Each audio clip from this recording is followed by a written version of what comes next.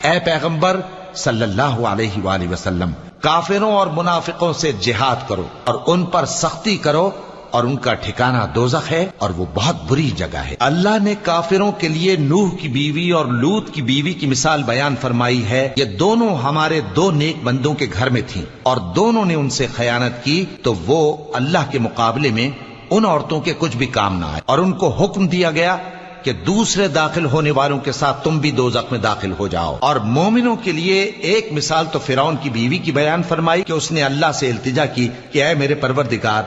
میرے لیے بہشت میں اپنے پاس ایک گھر بنا اور مجھے فرعون اور اس کے عمل سے نجات بخش اور ظالم لوگوں سے مجھ کو چھڑا لے۔ اور دوسری مثال عمران کی بیٹی مریم کی، جنہوں نے اپنی عزت و ناموس کو محفوظ رکھا تو ہم نے اس میں اپنی روح پھونک دی، اور وہ اپنے پروردگار کے کلام اور اس کی کتابوں کو برحق سمجھتی تھیں اور وہ فرما برداروں میں سے تھی۔